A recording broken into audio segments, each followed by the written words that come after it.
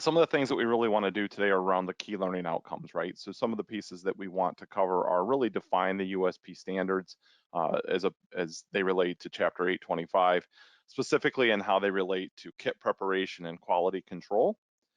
We want to be able to apply some of those kit preparation and quality control modules inside of our technology, inside of our Nuctrac application, and see how those work in there to help keep you compliant. We're going to show you how to create task reminders inside the system and really how those can help you keep in alignment with the USP 825. In addition, of course, we have all these other pieces, right? So around documentation, we know any application has to be able to create documentation for you. And if it's not documented, it didn't really exist, as we all know, as the auditors will tell you. So we want to make sure that you have that available to you. There's some other guidance that we're getting to around prescriptions and patient names and some other things that we just want to kind of review as part of this, because it's really around technology and keeping you compliant across the board. So having said that, let's just go ahead and jump right into USP Chapter 825. And just a quick review, I do not claim to be an expert on this. Certainly we have experts in the field, and hopefully we'll have one today to help us kind of talk about that. But certainly, let's just kind of run through some of the things that we know about it. It arrived June 1st, 2019, probably the most important thing. It's great. We actually have a chapter that's associated with nuclear medicine, so that's good news, right? It did have a period of time where it was being looked at a little bit more closely, and it now will become enforceable on December 1st, 2020. So what that means, how that is imposed on you, certainly we can get into a little bit more of those details. We highly recommend that you attend one of our USP Chapter 825 seminars to get more information around that. Are you guys ready? Are you ready for it? If you put everything in place, obviously attending this seminar is one thing that you're starting to look at to get yourself prepared. And is your hospital pharmacy department ready? Not just nuclear medicine, but is everyone ready across the board to get a closer look at this when this really becomes more important to your departments? I think another question we have around is who really is going to enforce it, right? This is the FDA. They have the enforcement authority on this. The things that we want to really kind of talk about this, though, is it's not just the FDA that may look at it. You may have some other accrediting agencies inside your facilities that will also look at this. They could be everything from the Joint Commission to the American Osteopathic Association. So all these facilities, even though on December 1st it's enforceable but not compensatory, it may become something that these other bodies are starting to look at. So you want to get prepared. You want to get things in place. And what we've done with our applications to help you get there is kind of really where we're going to focus today. The question is, who does it apply to? Probably everyone asked that, right? So is this really important to me? Well, absolutely it is, right? So it applies to everybody when it comes right down to it. If you are an authorized nuclear pharmacist, if you're an authorized user, including physicians, if you're operating under any of those licenses, certainly including students, technicians, technologists, it all applies to you. So you got to make sure that you understand what's coming, how it's enforced, what you need to do to be ready, and all the pieces that we have available to you from a technology standpoint to help you get there.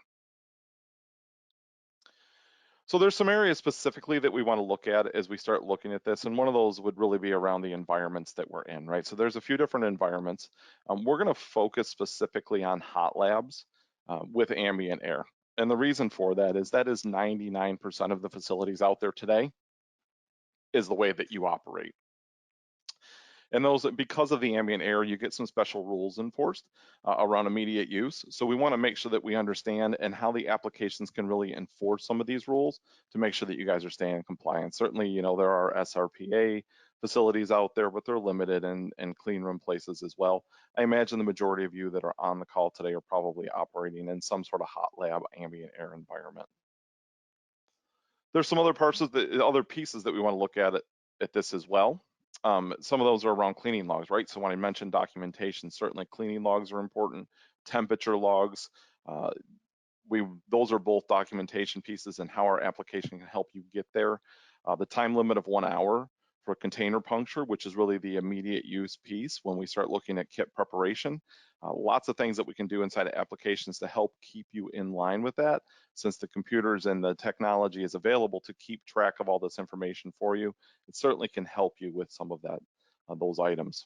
Some of the additional things where technology can help would be around labeling, right? Very important. There's some new labeling requirements around inner container and outer containers for kit preparation We can help you with that labeling, make sure you're in compliance with that. Drug preparation in general, right? The formulary that it takes to prepare that radiopharmaceutical. You want to make sure that you have that all set up the way that you need to have it set up, and that it's being enforced accordingly. Drug QC, not something we've done a lot in nuclear medicine departments historically. Certainly it's something that's coming. So when we prepare kits now, we're going to have to perform QC on them. We're going to have to make sure all that information is documented, and any application like Nuctrac can help you get there and help you solve some of these problems. Again, I'm a nuclear medicine tech by training, and I, for years, prepared kits inside of my hot lab. We never did QC. It's something new. It's something that should be done. I think this is a great practice that we all should be starting to enforce. And I think with USP 825, we're going to see this be enforced much more. And it's important to have applications to help you walk through some of this so you don't have to sit there and do that math yourself. And last but not least is really around documentation. You can do all of these things, but if you're not documenting them somewhere, again, they didn't really occur. So we want to make sure that we're getting proper documentation, we're storing it properly, we're maintaining it, and keeping it available for anyone who may want to review it. The most important thing about this, though, when we start looking at how we do all of these items, is where we do all of these items. And we took our technology out to the cloud. And what does that mean for you guys? So really, what does it mean to be in the cloud? Why did we go to the cloud? There's a lot of reasons we went to the cloud, but certainly a big part of being in the cloud, and for those of you who don't know what I mean by when I say you're in the cloud, it's a web environment, right? We took all the applications that used to be client server applications that lived inside of your facilities, where you would install a client on a computer. You would access that through your computer and your credentials, and then it would go off to a database somewhere inside of your facility. It would look at it and say, okay, your data is stored here. It could either be local to the machine, or it could be out in a data warehouse somewhere that you guys are managing. When you move it out to the cloud, that kind of goes away. The client server concept is removed, and it really goes down to, we move the data outside of your facility and you can access it from anywhere. Huge advantage when you start looking at moving to the cloud. There's some update features that we're going to talk about a little bit more, and some removal of the IT infrastructure, but that's really why we went to the cloud. But let's get into a little more detail of really what it means when you move it out to that web environment. And I touched on it briefly just a second ago. It's anytime, anywhere access. It's probably the biggest reason that we did it. When we started looking at creating a new application and how we can get things in line and make your life easier and get yourself so that compliance becomes a little bit easier across the board. One of the items that we ran into is there was a hot lab computer and everyone went to it and did their work there.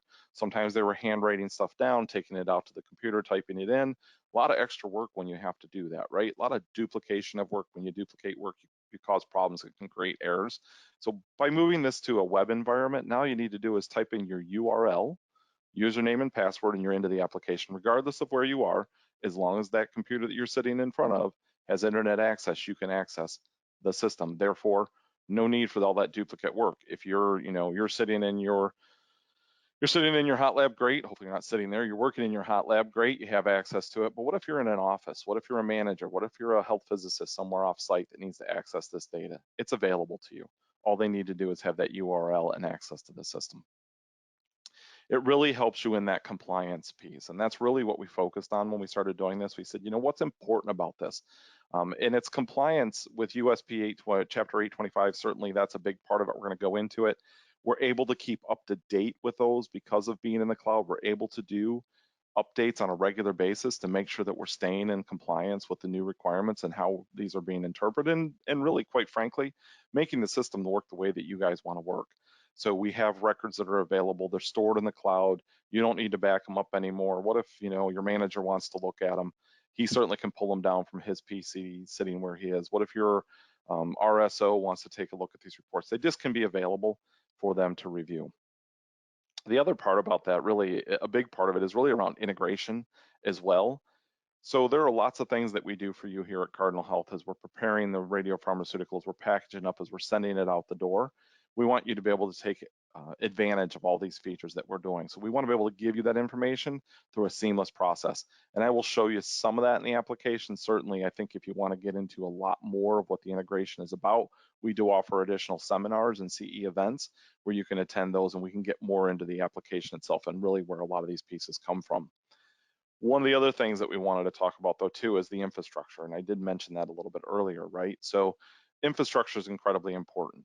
As we're looking at applications, how do you support them? What's the easiest way to maintain them? And who is actually doing the work?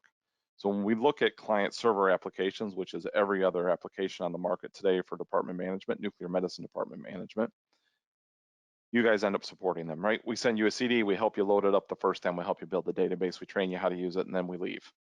And unfortunately, when we leave, that then puts that requirement on your IT department to go ahead and support that application, even if it's only not at the level of the application, but the level of making sure that it works.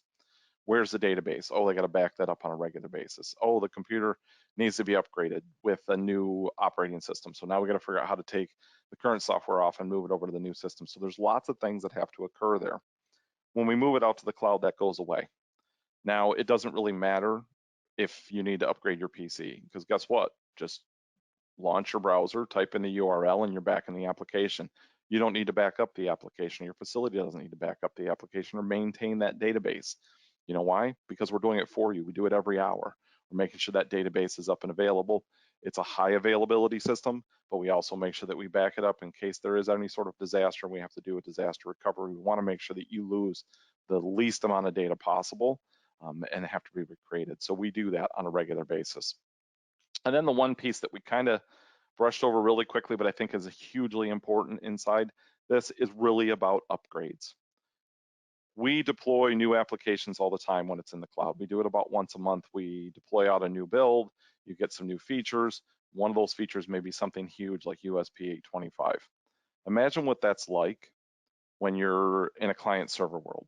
We typically in client server applications update once or twice a year. Twice is a lot. Once a year is pretty common practice. And the reason we do it once a year is really because it's inconvenient, right? Not for necessarily for us, but more for you. When we have to do an upgrade, we have to send you a disk, you have to download something from a website, we have to schedule it with your IT department, we have to upgrade the database, we have to upgrade the client, make sure that it's all working, and then move on. Hard to find hard to find time from your IT people inside these facilities. We understand that. They're incredibly busy. The PAC system might be having issues. The EMR might be having issues. The dictation system might be having issues. Any of these problems supersede any department management issue or scheduled planned upgrade that we may have. And all of a sudden now, USP 825 is coming. It's coming in December 1st of this year. We haven't done the upgrade. You're under pressure to get it done. Something happens with your other systems and now it gets delayed again. When you're looking at things in the cloud, we can do them without any help from your IT department. So once a month, we go out and we upgrade the system. We do it in off hours, which is also a pretty nice feature, right? So typically we're doing upgrades today on client server applications in the middle of the week, in the middle of the day, because that's when people are available. That's when we have to do it. When you go to the cloud, we do it on Saturday night, starting at 8 p.m. Eastern time. We have a 12-hour window. Typically, we never use that 12-hour window or rarely use that 12-hour window. Typically, the upgrade is about 5 to 10 minutes. You barely notice it.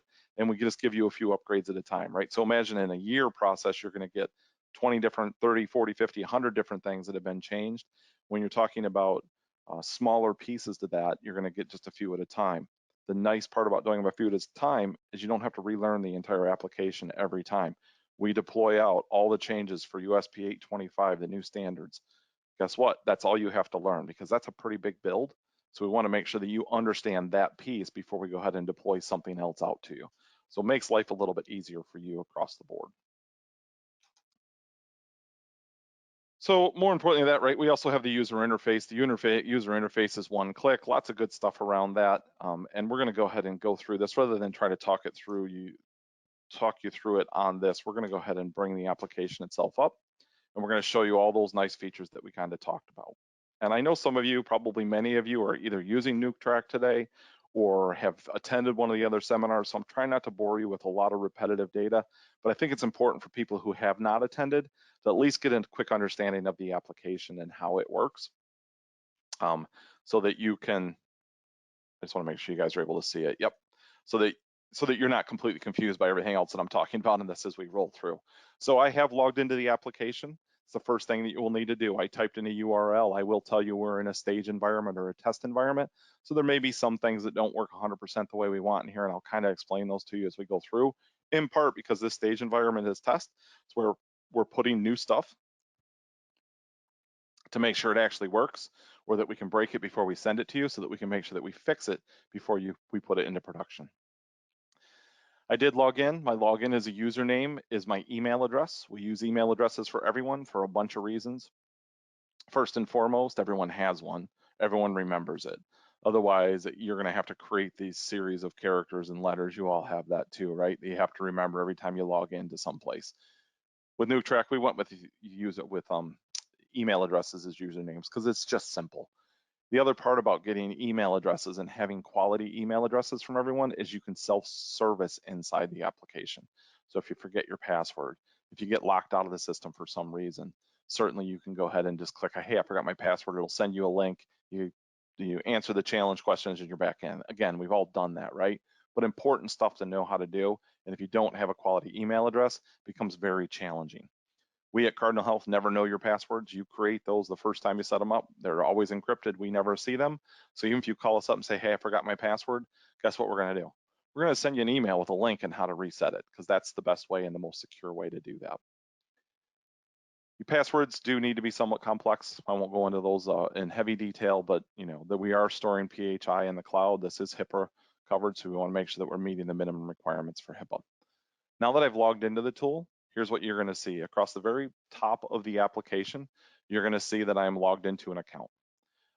If you are someone who has ability to see or wants to see more accounts, covers more facilities, you're a manager, you're a health physicist, you're an RSO, and you have multiple facilities under your what you need to cover, you certainly have that available to you. You can log in with a single user ID and password. You can log in and you can view any of them. I have hundreds of them attached to me. Hopefully you do not have that many, or I feel bad for all the work that you have to do. But certainly if you have one that you log into every day, so if you're a floating technologist that goes to Maplewood, 5 days out of the week, 4 days out of the week, and the other day you run over to St. Joe's, you can make Maplewood your default. That will be the one that you log into. As you log into the system, will be always one that you land on. If I take this off, then the system's just going to remember the last facility that I logged into. So if you don't care where you log into, if you're a manager that just needs to be able to get into the system quick and look at the 3 facilities, certainly you can leave that check off. Or if you are someone who does transfer around to different facilities every day, leave the check off. You log in the morning, the first facility that you log into, it will remember until you change that facility. So the last one that you log into each day is the last time is the one it's going to remember for the next time that you log in. Hopefully that makes sense. Also across the top of the screen, you're going to see, the pharmacy that's supporting you, the phone number that's supporting you. You are logged into the system so it knows who you are, and then of course a log out. This is a simple one-click application, so everything that we do inside the tool is somewhere over here inside of these icons. They're a one-click, which means you're never going to be more than one page or a one-page application. You're never going to be more than one page away from the landing page. So no matter what you do, if you go in and you manage instruments and you manage all these up and then you close out, you're right back to that main page. And again, we go into a lot more detail about what this really means if you attend the Nuctrac CE event. So I'm not going to spend a lot of time on this because I want to make sure we get to the pieces that are important to USP 825. We have patients that reside here, we have inventory, we have waste, we have some other items over here on the right-hand side, and we're going to get into a lot of these and how the application actually works. But that's just kind of as you notice, as you're looking at the tool, all your patients reside on the left-hand side of the screen. This is where you're going to manage them. It's kind of everything that you do in a day, or yeah, that's probably the best way to put it. Anything you do in a day is going to be residing somewhere on this system right up in front of your face. So if it's something you do every day, if you do it weekly, it shows up on the day that you need to have it done. If it's something that you're showing up on a quarterly, it'll show up here that you need to do it. You can be notified that items are coming due in the future. So if you do have a linearity that's due this quarter or in 30 days and you want a 30-day notice, it will let you know 30 days from now your linearity is due. So start planning for it. Get that source on order, whatever you need to do to make sure that you're able to accomplish that. All right. That's kind of the grand scheme. I'm not going to go through a lot of the functionality of it because I just don't think this is the right time to do that. And I want to make sure we leave about 15 minutes at the end for questions.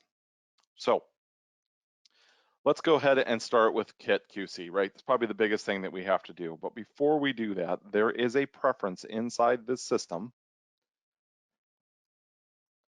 that allows you to set if you're an immediate use or not facility. So what happens here is this will say, do you have a sterile kit prep area, or do you have extended BUD, beyond use date, for those that haven't read the USP 825 yet.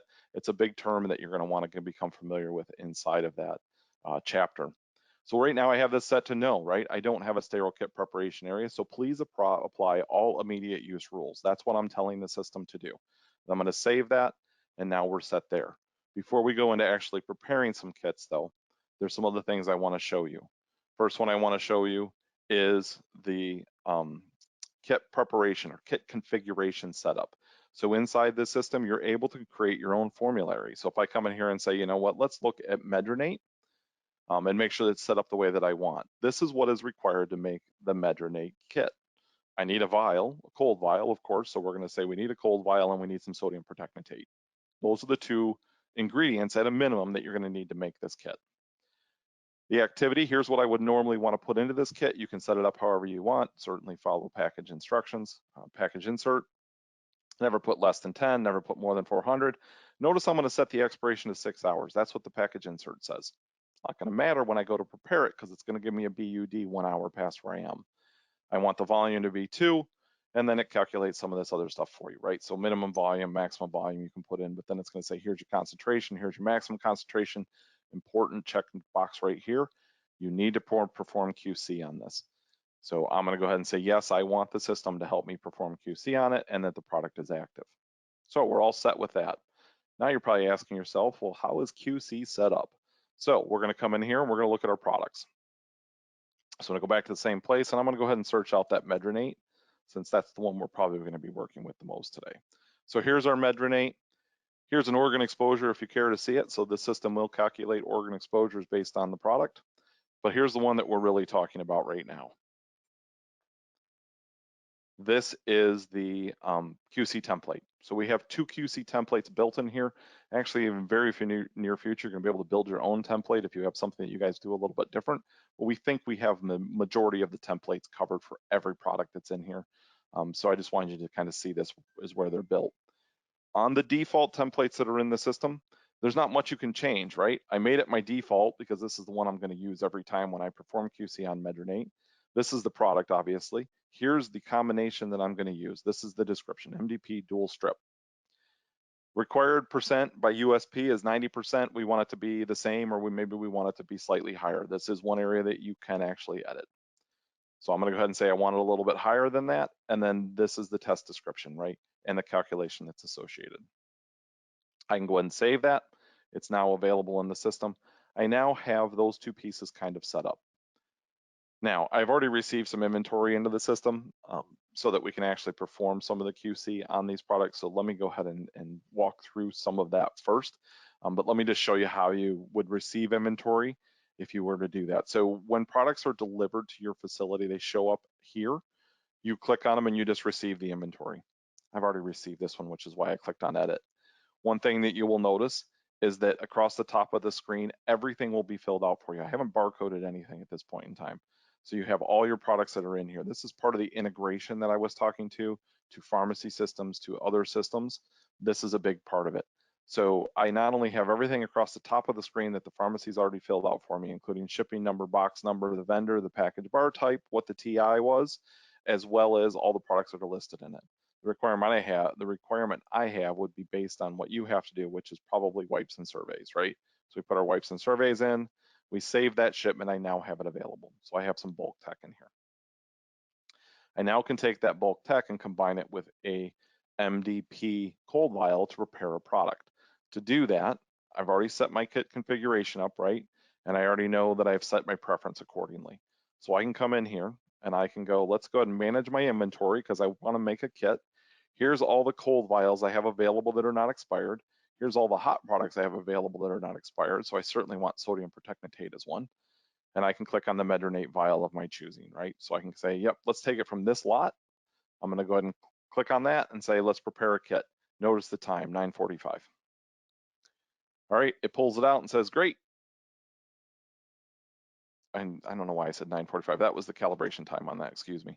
So, so here's the product that you're making. Here's who's doing it, right? The activity that we set up in our formulary certainly is here, the final volume that we want. The calibration time, it pulls that directly from my system time. So it's saying, okay, at 1:30, 1:29 to be exact, that's when we're preparing this kit. This will not let you go out in advance. It will not let you post cal stuff. So if I come out here and I try to say I'm going to make it here, it's going to not let you do it. You have to go at current time when you're preparing the kit. It also says, this is great, right? You told me that to apply all the immediate use rules. So guess what? I'm going to. So at 14:29, 1 hour from now, this kit will beyond use date. We call it expiration here, but it's truly a beyond use date. So it knows that you took the vial from this particular lot, right? It said you chose it from the prior page. Now let's go ahead and choose the bulk tech or the technetium that you're going to add to it. I only have one available here, so I'm going to go ahead and choose that one. How much activity did I put into it? 52 millicuries, and it's going to force me to throw whatever's left in that away, because again, now I'm applying the immediate use rules that said I can only use, regardless if it's a bulk tech or a unit dose, I can only use it for the preparation of a single kit. So I'm going to go ahead and do that. So whatever's left in here after I take out my 52 is going to get thrown away into box 44, just so you're aware. I know my final volume, right? I QS'd it up to get to 2 mLs. That's where I wanted to be. And then I'm gonna go ahead and perform QC. So down here on the right-hand side of the screen, it's saying, you told me you wanna do QC, so let's do QC. You do have a couple options here. You can actually pass it. So if you're doing QC in another place manually, or you have another process that you're using, you can still come in here and say, yes, it passed, I have it documented elsewhere. Or no, it failed, I have it documented elsewhere. Or I'm not doing it quite yet, right? I'm gonna do this not quite yet because I want you to see what happens with it. So I'm not gonna perform it yet, or I can perform the QC. So we're gonna say not performed yet. I'm gonna go ahead and save it. So what's it gonna do with this, right? Because now you have MDP that you prepared in the system. Can you use it? Can I administer it to a patient? I don't see it here. It's not here, right? You also notice that it threw away that bulk tech. But if I go to the expired area, you're going to see it. This is the product. What it's telling you is it's in yellow. It's saying, guess what? You didn't do QC. So you have this immediate visual cue. It says it's expired because you never performed QC. If this was any other color, we'll get into those in a minute, what they mean. This essentially means no one performed QC. So I can come in here, I can click on it, and I can say, I need to perform QC. So click on perform QC, I'm gonna do it. And again, I can do pass, fail, or perform. I'm gonna go ahead and let's do fail, because I want you to see what that looks like. I'm gonna say, okay, it failed. Okay, it's still not here, right? Still not in my active inventory. Let's go back to expired. It's now red. So what red means is you performed QC and it failed. Again, so what happens with it? It automatically expires it. So it's not available to use. So if I went out and tried to dose a patient with this, I came over here and said whole body for an MDP and I assayed it, this dose would not be available. There is a dose available. That's why we do this in a test system, right? That dose would not be available, should not be available because QC was never performed. But I will tell you it's a test system. This does work in production, I promise. Let's go back into manage inventory. So here it is again, right? So we still have the product in here. Now, what can we do? We want to perform QC again. I can click on it again and actually perform QC again. So it does let me do that. This time, it's saying this is what happened at 13:31, you failed it, right? Let's go ahead and perform it again. So what are you gonna do this time? You're gonna do pass, fail, or perform. Let's actually do a perform so you can see what it looks like. Perform QC, it knows who I am, I'm performing it. This is the test date and time that I'm performing it. So I'm gonna go ahead and say I'm gonna do it at 13:33. I'm using the dual strip. I do have the other one available if I wanted to, but I'm gonna use dual strip, that's my default. What was my background? All right, and then we start putting in our readings, right?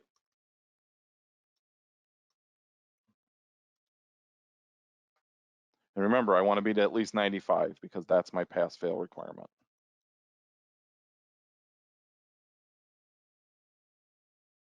I often get this backwards. There we go. So look, I actually performed it. It's a 98%. I can click finish. It's now available for use. So now I see it here, sitting here. Do notice that the time still expires at 14:29, right? That was still the time. Even though I perform a QC 4 or 5 minutes later, it doesn't change my expiration. The expiration is based on when the kit is prepared. So we now have it available for use. And again, if I went out to dose it with a patient, I should have it available now. Not like it was last time, but it should be available now for use. So that's how you perform QC. Pretty complex system in here that's performing all that. And again, in the very near future, you're going to be able to create your own QC outlines if you want to do that. So certainly you'll have the ability to create your own QC protocols if you guys currently have ones in place that you're following. All right. Now, I wish I could actually show you the container labelings, right? But unfortunately, when I click on this and it prints, it auto prints on a label printer, and there's just no way to show it to you on the screen.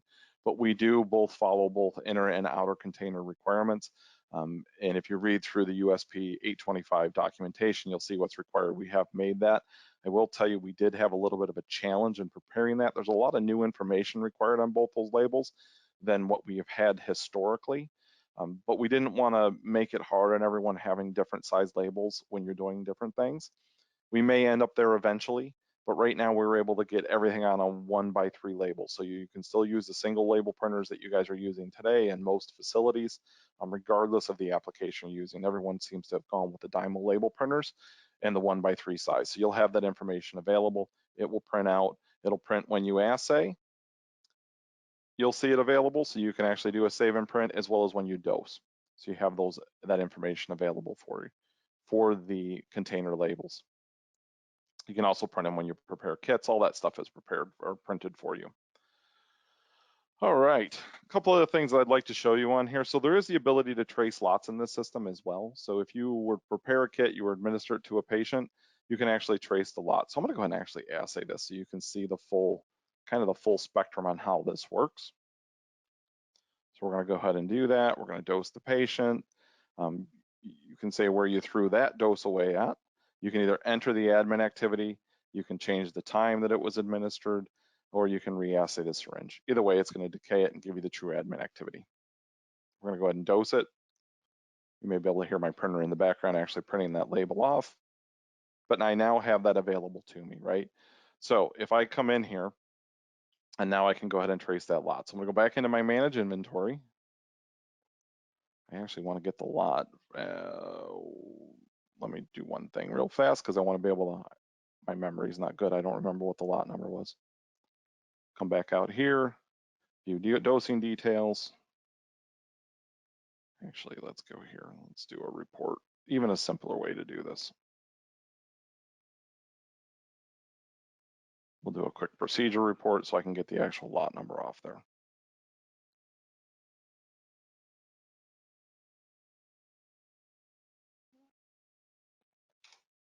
Okay, well, let's try something else. That isn't working the way I would hoped either. I'm not seeing the prescription number on this, and there should be. So again, part of being in a test environment, right? So let me do one other thing just to kind of show you what I'm going after here.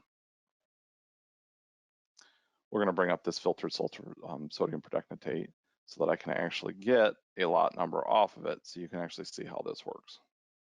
If I want to trace any lot that was used inside the system, I can come up here and I can click trace. What you will see, and there's not a lot of detail on this one, what you will see is it follows that lot number from the beginning to the end. So it shows you when it received it. If it was used to prepare a kit, it will show you it was used in the preparation of a kit.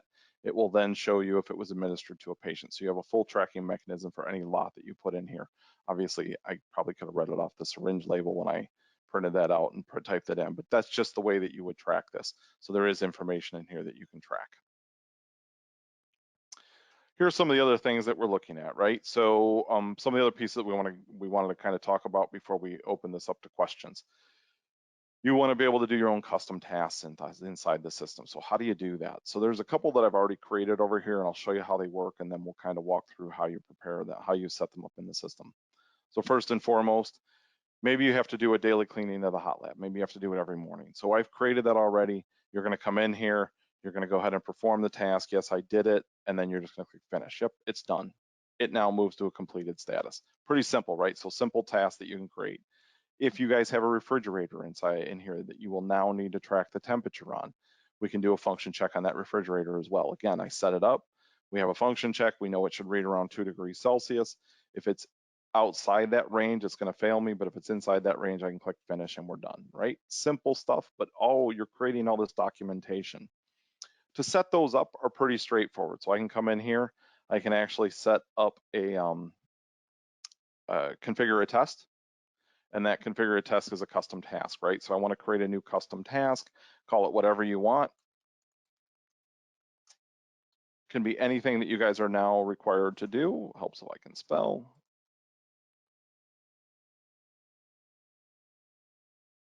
And you can give it a description as well, whatever you want to do. And then the days of the week that you need to do it. So we need to do this Monday through Friday. I want to do it. The start date will start it today at 13:39 is fine, and we're never going to end the task. It's just something we're going to do all the time. So I've now created that task. It's available to me, and it's going to be this whatever you want task. And again, it's just a checkbox that you did it. So I'm not going to checkbox it because I've already done the other one to kind of show you how it worked. The other one is around a refrigerator, right? So we set up the refrigerator as an instrument. So we're just going to say, hey, we have a refrigerator as an instrument, and we're going to be able to go ahead and actually assign tasks to that, right? So the task would be, this is the type, it's a thermometer. That's what we really want to be able to track inside the instrument. It's a refrigerator, it's fine. Ice cold's the name. And then we set up a task to it, right? So we set up a function task and we said calculate, you can either calculate the error from 2%, or you can say it should never be less than 0 and should never be greater than 5. That's kind of the range that we're tracking. Of course, you guys will set that up accordingly. We set up our task, we save it, you're done. I've already performed this, so it's not a big deal. So it's already saying that you performed that task, and now you can run reports on this. So kind of important stuff here, right? So things that you want to be able to run reports on. So I've done a lot of those. Before I run reports, there's one more thing I do want to show you, because this question comes up pretty frequently around bloods. We all know there's some requirements when you're doing an ultra tag now around how you manage that, and if you have to clean your dose calibrator after you measure that blood, that syringe with the blood in it, you can actually create an additional task that's associated, or an additional component that's associated to an ultra tag injection. So we know if I schedule Bob Jones, I automatically get this clean and disinfect dose calibrator piece. So after I dose Bob Jones, I need to complete this other piece. And that tells everyone else that, hey, I did the dose calibrator cleaning, we're good to go. You may have other ways to document it as well, but certainly this is just that checkbox to say, hey, we did this. And I can come in here, and when I'm done with it, I can just mark it as complete. It's now done. We know we're good to go. The cleaning's completed. We'll pretend like Bob Jones has already been dosed inside the system, but that's why it's there. So those are some of the things that we're kind of starting to use other pieces of the system, the way that it was designed to be able to be really customizable to the uses that you guys have for it. So that's where we were putting some of these. All right, let's talk about some reports now, and then we'll open it up to some questions. We all know it doesn't matter if you do all this stuff if you can't report on it. So I'm going to come in here and I'm going to request some reports. So the reports that I'm going to request are really around some of the QC that I've performed, some of the other functions that I did. I actually should already be here. Well, actually, let's go ahead and request them. So one of them would be around a function check.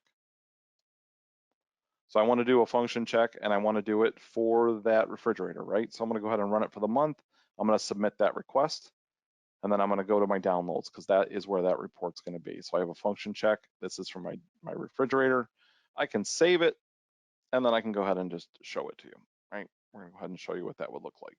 It's going to be pretty straightforward. It's just a function check on it, so that you did it every day, right? So here's your refrigerator, here's who did it, here's your expected range, here's the observed range, and good news, it passed.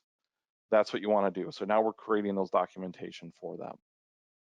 Some of the other stuff that we may want to request is around, what else did we do here? We did, a kit prep.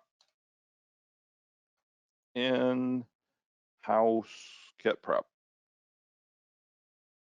So we want to report for that as well. So I can run that for the month.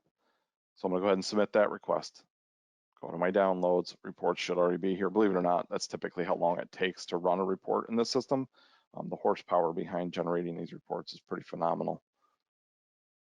And here's your kit prep. All the information that you need, the ingredients that went into it, the RXs or the prescriptions with each one of those, the lots that they came from, expirations, ordering physician, the manufacturer for each one of these, and then of course probably the big part, right? QC passed, QC failed. If you do it more than once, it is going to track both of those.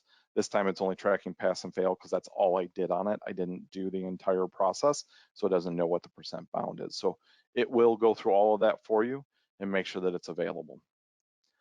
I think I've covered pretty much everything. at this point in time. So certainly I thank everyone for joining. If there's anything that I missed, I will try to catch up, try to catch it up as we go through some of the other pieces here. But certainly I think we covered everything today that we needed to cover, and showing you how really applications can help support you as we go through these changes that USP 825 is having.